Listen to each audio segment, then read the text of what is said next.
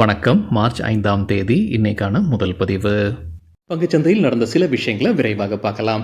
முக்கியமான தகவல், நான் செபி ரெஜிஸ்டர்ட் அட்வைசர் கிடையாது. நம்ம சேனல்ல இருந்து எப்போதுமே ஸ்டாக் ரெக்கமெண்டேஷன்ஸ் கிடையாது. யூடியூப் சேனல் மட்டும் இல்லைங்க, மற்ற சோஷியல் மீடியா பிளாட்ஃபார்மான இன்ஸ்டாகிராம், வாட்ஸ்அப், டெலிகிராம்ல இருந்து கூட நம்ம ஸ்டாக் ரெக்கமெண்டேஷன்ஸ் வழங்குவதில்லை. மேலும் பணத்தை வாங்கிட்டு எந்த சேவையும் வழங்குவது இல்லை. பல போலியான குரூப் இயங்கிட்டு இருக்கு. தயவு செய்து ஜாகிரதையாக இருங்க. இந்த வீடியோவில் காட்டக்கூடிய அனைத்து கம்பெனிகளும் வெறும் இன்ஃபர்மேஷனல் பர்பஸ்க்காக மட்டுமே முதலீடு செய்யுங்கன்னு சொல்கிற வீடியோ கிடையாது. எந்த ஒரு முதலீட்லையும் ரிஸ்க் இருக்கும். ரிஸ்க் புரியாமல் இன்வெஸ்ட் செய்யாதீங்க. ரிஸ்க் புரியலன்னா தயவு செய்து இன்வெஸ்ட்மெண்ட்டை தவிர்த்துருங்க. நம்ம ருபி டிரைவர் சேனலை ஆதரிக்கிற அனைத்து நல்ல உள்ளங்களுக்கும் நன்றி. சில இண்டிவிஜுவல் ஸ்டாக்ஸ் மற்றும் செய்திகள் விரைவாக பார்க்கலாம். நேற்று மார்ச் 4ஆம் தேதி நிஃப்டி 0.2% குறைவாக க்ளோஸ் ஆயிருக்கு. ஃபாரின் இன்ஸ்டிடியூஷனல் இன்வெஸ்டர்ஸ் 12,000 கோடி ரூபாய்க்கு வாங்கி இருக்கிறாங்க. 15,400 கோடி ரூபாய்க்கு விற்பனை செய்திருக்கிறாங்க. நெட் செல்லர்ஸாக தொடர்றாங்க 3,400 கோடி ரூபாய்க்கு. டொமஸ்டிக் இன்ஸ்டிடியூஷனல் இன்வெஸ்டர்ஸ் 13,500 கோடி ரூபாய்க்கு வாங்கி இருக்கிறாங்க. 8,700 கோடி ரூபாய்க்கு விற்பனை செய்திருக்கிறாங்க. நெட் பையர்ஸாக தொடர்றாங்க 4,800 கோடி ரூபாய்க்கு. மெக்சிகோ USA மீது பதிலுக்கு வரி விதிக்க போகிறதாக முடிவு எடுத்திருக்கிறாங்க. தகவல் கிடைத்தது மணி கண்ட்ரோல்லேருந்து. நேற்று வீடியோவில் நம்ம செய்தி பார்த்துருந்தாங்க. அவங்களுடைய செவ்வாய்க்கிழமை அந்த முடிவை அறிவிப்பாங்கன்றது இப்போ முடிவு எடுத்திருக்கிறாங்க. வரி விதிப்பதற்கு எந்தெந்த பொருட்கள் மீது வரி விதிக்க போகிறாங்கன்றது ஞாயிற்றுக்கிழமை வெளியிட போகிறதாக சொல்லியிருக்கிறாங்க. தகவல் நம்ம கிடைத்தது மணி கண்ட்ரோல்லேருந்து. ஏற்கனவே நேற்று நம்ம செய்தி பார்த்துருந்தோங்க. கனடா USA மீது பதிலுக்கு வரி விதிச்சிருக்கிறாங்க.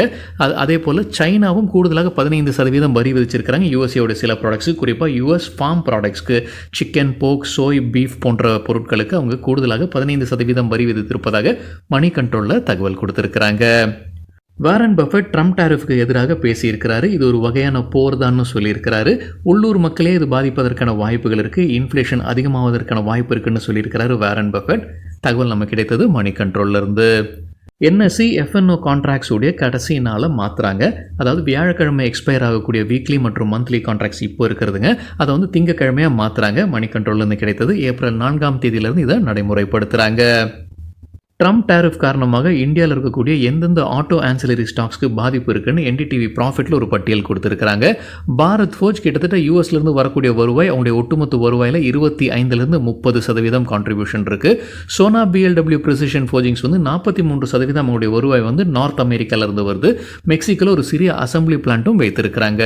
பாலகிருஷ்ணா இண்டஸ்ட்ரீஸுடைய வருவாயில் அமெரிக்காஸ்லேருந்து 16% வருவாய் அவங்களுக்கு கிடைக்குது. SAMILக்கு 4% வருவாய் மெக்சிகோலேருந்து வருது. JK டயர்ஸ் மெக்சிகோவில் 3 ஆலைகள் இருக்குது. ஸோ அவங்களுக்கும் ஒரு பாதிப்பு இருப்பதற்கான வாய்ப்பு இருக்குன்னு NDTV ப்ராஃபிட்டில் அப்டேட் கொடுத்துருக்குறாங்க. சம்வர்தனா மதர்சன் இன்டர்நேஷனல் லிமிடெட் தரப்புல அப்டேட் இருக்குது. அவங்க ஒரு மல்டி இயர் கான்ட்ராக்ட் கையெழுத்திட்டு இருக்கிறாங்க. அவங்க இப்போ ஏர்பஸ் கமர்ஷியல் ஏர்கிராஃப்ட்டுக்கு டயர் 1 சப்ளையராக தேர்ந்தெடுக்கப்பட்டிருக்கிறாங்க. ஏற்கனவே அவங்க ஏர்பஸ் ஹெலிகாப்டர் மற்றும் ஏர்பஸ் டிஃபென்ஸ் அண்ட் ஸ்பேஸ் உடைய டயர் 1 சப்ளையராக இருக்கிறாங்க. இப்போ ஏர்பஸ் கமர்ஷியல் ஏர்கிராஃப்ட்டுக்கான டயர் 1 சப்ளையராகவும் தேர்ந்தெடுக்கப்பட்டிருக்கிறாங்க. Samvardhana Motherson international limited. ஜொமேட்டோ மற்றும் ஸ்விக்கி நேற்று நல்லா பர்ஃபார்ம் பண்ணியிருந்திருக்கிறாங்க. மணி கண்ட்ரோல்லேருந்து கிடைத்த தகவல். அதற்கு ஒரு முக்கிய காரணம் ICICI செக்யூரிட்டிஸ் அவங்களுடைய ரிப்போர்ட்டை வெளியிட்டிருக்கிறாங்க இந்த 2 நிறுவனங்கள் பற்றி. அதில் அவங்க சொல்லியிருப்பது வேல்யூவேஷன்ஸ் அட்ராக்டிவாக இருப்பதாக சொல்லியிருக்கிறாங்க. ஸ்விக்கிக்கு பை ரேட்டிங் கொடுத்துருக்காங்க ICICI செக்யூரிட்டிஸ். எதிர்பார்க்குற டார்கெட் 740, கொடுத்துருக்கிற கால அளவு 1 ஆண்டு, கிட்டத்தட்ட 127% அதிகரிப்பதற்கான வாய்ப்பு இருக்குன்னு கருதுறாங்க. அதே போல் ஜொமேட்டோக்கும் பை ரேட்டிங் கொடுத்துருக்காங்க. எதிர்பார்க்குற டார்கெட் 1 ஆண்டுக்கான டார்கெட்டுங்க ₹310, 40% அதிகரிப்பதற்கான வாய்ப்புள்ளது. சானோஃபி கன்சூமர் ஹெல்த் கேர் டிவிடெண்டுக்கான ரெக்கார்ட் டேட்டை அறிவிச்சிருக்கிறாங்க. பிப்ரவரி மாதத்தில் டிவிடெண்ட் அறிவிச்சிருந்திருக்கிறாங்க ₹55. அதற்கான ரெக்கார்ட் டேட்டை இப்போ வெளியிட்டிருக்கிறாங்க ஏப்ரல் 28ஆம் தேதி. அல்ட்ரா கேப் இந்தியா லிமிடெட் தரப்புல அப்டேட் இருக்குது. லார்சன் அண்ட் டியூப்ரோ ஒப்புதல் வழங்கி இருக்கிறாங்க.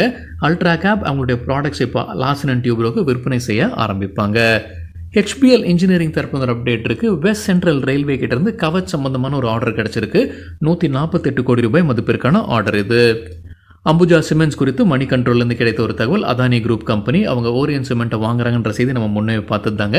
அதற்கு இப்போ CCI competition commission of India ஒப்புதல் வழங்கியிருக்கிறாங்க.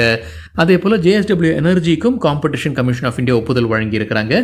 KSK மகாநதி பவரை 16,000 கோடி ரூபாய்க்கு வாங்குறாங்க. அதற்கு இப்போ CCI ஒப்புதல் வழங்கியிருக்கிறாங்க. தகவல் கிடைத்தது மணி கண்ட்ரோல்லேருந்து. அதானி வில்மர் குறித்து மணி கண்ட்ரோல்லேருந்து கிடைத்த தகவல். அவங்க ஒரு புது முதலீடு செய்கிறாங்க. GD ஃபுட்ஸை வாங்குறாங்க. டாப்ஸ் பிராண்ட் வைத்திருக்கக்கூடிய நிறுவனம் தான் GD foods. Sauces and pickles கேட்டகரியில் இருக்கக்கூடிய நிறுவனம் இதுன்னு சொல்லியிருக்கிறாங்க. தகவல் கிடைத்தது மணி கண்ட்ரோல்லேருந்து. கிராம்ப்டன் கிரீவ்ஸ் கன்சியூமர் எலக்ட்ரிக்கல்ஸ்க்கு பிரபுதாஸ் லீலாதர் பை ரேட்டிங் கொடுத்துருக்காங்க. எதிர்பார்க்குற டார்கெட் ₹441. எல்ஜி எக்யூப்மெண்ட்ஸ்க்கும் பை ரேட்டிங் கொடுத்துருக்காங்க பிரபுதாஸ் லீலாதர். எதிர்பார்க்குற டார்கெட் ₹545. டாக்டர் ரெட்டிஸ் லேபரட்டரிஸ் குறித்து சிஎன்பிசி டிவி 18 கிடைத்த ஒரு தகவல். அவங்க அகமதாபாத்தை சார்ந்த செனோரஸ் ஃபார்மாசூட்டிகல்ஸ் கம்பெனியுடன் ஒப்பந்தத்தில் வந்திருக்கிறாங்க. இந்த செனோரஸ் நிறுவனம் லிஸ்டட் கம்பெனின்னு நினைக்கிறாங்க. டாக்டர் ரெட்டிஸுடைய 14 மருந்துகளை அவங்க விற்பனை செய்கிறாங்க. செனோரஸ்க்கு என்ன தொகைக்குன்ற தகவல் வெளியிடல. சிஎன்பிசி டிவி 18 கிடைத்த தகவல் இது. ப்ளூ ஸ்டார் குறித்து சிஎன்பிசி டிவி 18 கிடைத்த ஒரு தகவல். கம்பெனியுடைய மேனேஜ்மெண்ட் பேட்டி கொடுத்துருக்காங்க. அதுலேருந்து கிடைத்த சில தகவல். நிதியாண்டு 2026 ஸ்மார்ட் ஏசி விற்பனை 5 லட்சத்தை எட்ட வேண்டும்ன்ற இலக்கு வைத்திருக்கிறாங்க. அதற்கு ஒரு முக்கிய காரணம் என்ன, அந்த சேல்ஸ் அதிகரிப்பதற்கு முக்கிய காரணம் என்ன சொல்லியிருக்கிறாங்கன்னா, விலையை குறைச்சிருக்கிறாங்க. அதாவது சாதா ஏசிக்கும் இந்த ஸ்மார்ட் ஏசிக்கும் இருக்கக்கூடிய இடைவேளையை குறைச்சிருக்கிறாங்க. முன்ன ₹3000 இருந்திருக்கு, இப்போ கிட்டத்தட்ட ₹1000 அது குறைக்கப்பட்டிருக்கு. அதனால் ஸ்மார்ட் ஏசிஸோடைய சேல்ஸ் அதிகரிக்கும்ன்ற எதிர்பார்ப்பு இருக்குன்னு சொல்லியிருக்கிறாங்க. ஸோ நிதியாண்டு 2026 5 லட்சம் ஸ்மார்ட் ஏசிஸை விற்பனை செய்ய வேண்டும் என்ற இலக்கு வைத்திருக்கிறாங்க. ஒட்டுமொத்த ஏர் கண்டிஷனர் சேல்ஸ் 2026 நிதியாண்டில் 2 மில்லியனை எட்ட வேண்டும் என்ற இலக்கு வைத்திருக்கிறாங்க. நடப்பு நிதியாண்டு 2025 1.5 மில்லியன் யூனிட்ஸை எட்டுவதற்கான வாய்ப்பு இருக்குது. நிதியாண்டு 2026 அது 2 மில்லியனாக எட்ட வேண்டும் என்ற இலக்கு வைத்திருக்கிறாங்க ப்ளூ ஸ்டார். அதே போல் மார்க்கெட் ஷேரும் பற்றியும் பேசியிருக்கிறாங்க. நிதியாண்டு 2025 ரூம் ஏர் கண்டிஷனருடைய மார்க்கெட் ஷேரில் 13.9% எட்ட வேண்டும்னு வைத்திருக்கிறாங்க.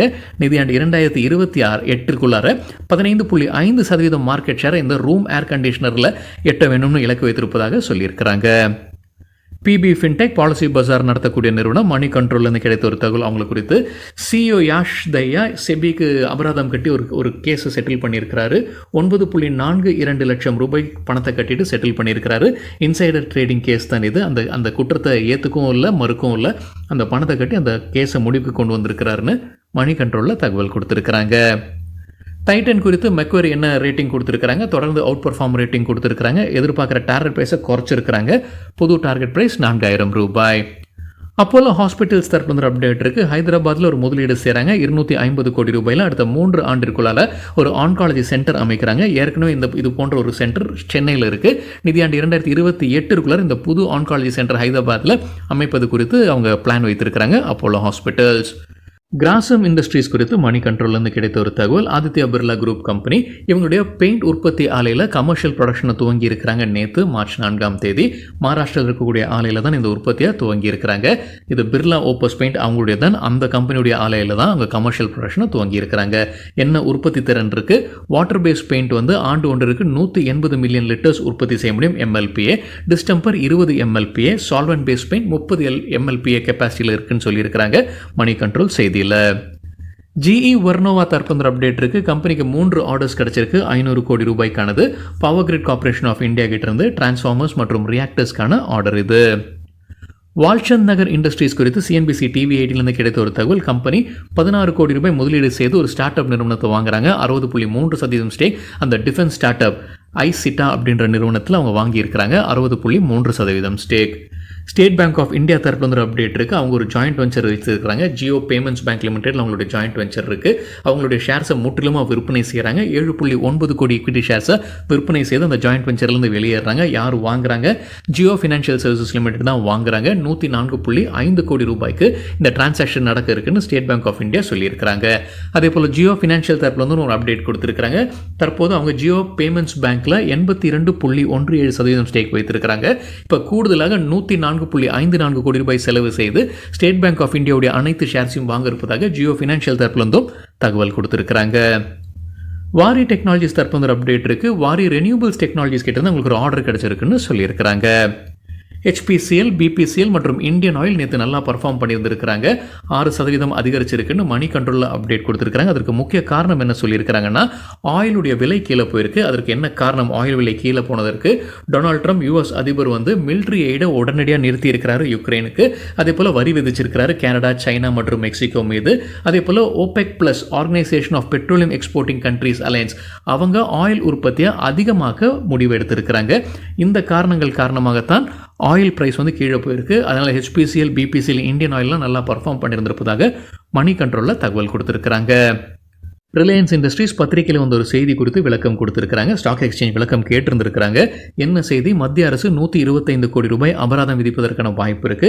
என்ன காரணம்? அந்த பேட்டரி ஆலை வந்து அவங்க அமைக்காம இருக்கிறாங்க. ஒரு மைல்கல்லை எட்டி இருக்க வேண்டும், அது எட்டாம இருக்கிறாங்க. அதனால மத்திய அரசு அபராதம் விதிப்பதற்கான வாய்ப்பு இருக்கு. ஏன்னா ப்ரொடக்ஷன் லிங்க்ட் இன்சென்டிவ் ஸ்கீம் கீழே தான் அதை வந்து ஒதுக்கி இருந்திருக்கிறாங்க ரிலையன்ஸ் இண்டஸ்ட்ரீஸ்க்கு.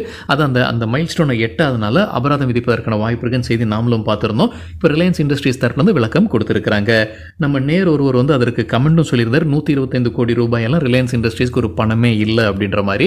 அதே தான் கம்பெனியும் இப்போ பதிலாக கொடுத்துருக்கிறாங்க. கம்பெனியுடைய டேர்ன் ஓவர், நெட்வொர்க், ப்ராஃபிட்டபிலிட்டியை கம்பேர் பண்ணும்போது 125 கோடி ரூபாய் ஒரு பெரிய அமௌண்ட் இல்லைன்னு விளக்கம் கொடுத்துருக்காங்க. ஆனால் அதே நேரத்தில் மற்றொரு அப்டேட்டும் கொடுத்துருக்காங்க. ரிலையன்ஸ் இண்டஸ்ட்ரீஸுடைய மற்றொரு நிறுவனமான Reliance new energy battery storage லிமிடெடுக்கு வந்து மினிஸ்ட்ரி ஆஃப் ஹெவி இண்டஸ்ட்ரீஸ் கிட்டேருந்து ஒரு கடிதம் வந்திருக்கு. அதாவது அபராதம் கடிதம் தான் அது அப்படின்றதான் புரிஞ்சுக்க முடியுது. அவங்க டிலே நடந்திருக்கு, அந்த மைல் ஸ்டோனை எட்டாமல் இருக்கிறாங்க. ஸோ ஜனவரி 1ஆம் தேதியிலிருந்து ஒவ்வொரு நாளும் அந்த அபராதம் வந்து ஆட் ஆகிட்டே இருக்கு. அபராதம் எவ்வளவு தொகைனா பர்ஃபார்மன்ஸ் செக்யூரிட்டியுடைய 0.1% ஒவ்வொரு நாளும். அதாவது அந்த பர்ஃபார்மன்ஸ் செக்யூரிட்டி 50 கோடி ரூபாய் நினைக்கிறாங்க ரிலையன்ஸ்க்கு. ஸோ 0.1% ஒவ்வொரு நாளும். மார்ச் 3ஆம் தேதி வரைக்கும் பார்க்கும்போது 3.1 கோடி ரூபாய் அது சேர்ந்து வந்திருக்குன்னு கம்பெனி தரப்பு வந்து விளக்கம் கொடுத்துருக்காங்க. கூடுதலாக அந்த தேதியை நீட்டிக்க வேண்டும்ன்ற ஒரு கோரிக்கையும் அரசு கைக்கிட்ட வைத்திருப்பதாகவும் சொல்லியிருக்கிறாங்க ரிலையன்ஸ் இண்டஸ்ட்ரீஸ். இதே போல் ஓலா எலக்ட்ரிக் தரப்பு ஒரு அப்டேட் இருக்குங்க. என்டிடிவி ப்ராஃபிட்லேருந்து கிடைத்த ஒரு தகவல்.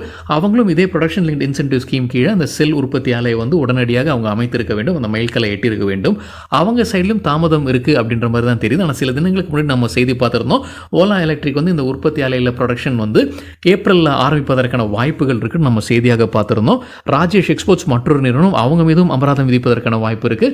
ரிலையன்ஸ் இண்டஸ்ட்ரீஸ் அப்புறம் ஓலா எலக்ட்ரிக் இவங்களுக்கு எல்லாமே தான் அந்த ப்ரொடக்ஷன் லிங்க்ட் இன்சென்டிவ் ஸ்கீம் கீழே அதெல்லாம் ஒதுக்கப்பட்டிருந்திருக்கு. இப்போ இந்த இரண்டு நிறுவனங்கள், ஒன்று ரிலையன்ஸ் மற்றொன்று ராஜேஷ் எக்ஸ்போர்ட்ஸ், அது நம்ம செய்தியாகவே பார்த்துருந்தோம். இப்போ ஓலா எலக்ட்ரிக் மீதும் அந்த மாதிரி ஐஎஃப்சிஐ வந்து ஒரு லெட்டர் அனுப்பியிருக்கிறாங்க. அதற்கு ஓலா எலக்ட்ரிக் வந்து பதில் அளிக்க போகிறதாகவும் அப்டேட் கொடுத்துருக்காங்க.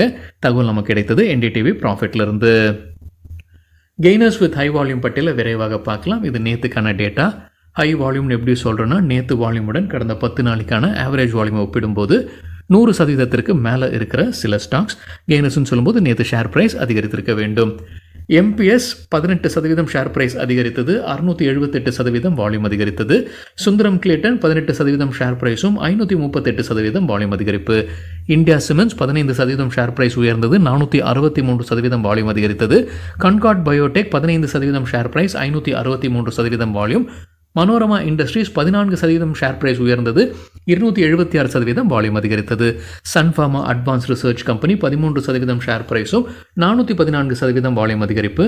வாதிலால் industries 13% share price, 450% volume. NLC India 11% share price உயர்ந்தது, 204% வால்யூம் அதிகரிப்பு.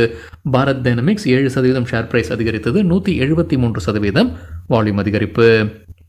லூசர்ஸ் வித் ஹை வால்யூம் பட்டியலில் ஜென்சால் இன்ஜினியரிங் 20% வீழ்ச்சி, 270% வால்யூம் அதிகரிப்பு. அப்டவுன் 5% விழுந்தது, 378% வால்யூம் அதிகரிப்பு. பஜாஜ் ஆட்டோ 5% வீழ்ச்சி, 178% வால்யூம் அதிகரிப்பு. அதானி கிரீன் எனர்ஜி 4% சரிந்தது, 824% அதிகரித்தது வால்யூம். சுப்ரீம் இண்டஸ்ட்ரீஸ் 4% வீழ்ச்சி, 213% வால்யூம். நாராயண ஹிருதயாலயா 3% வீழ்ச்சி, 3187% வால்யூம் அதிகரித்தது. சரிங்க, இதுதான் சில விஷயங்கள் என்னுடைய பார்வைக்கு எட்டியது. நன்றி, வணக்கம்.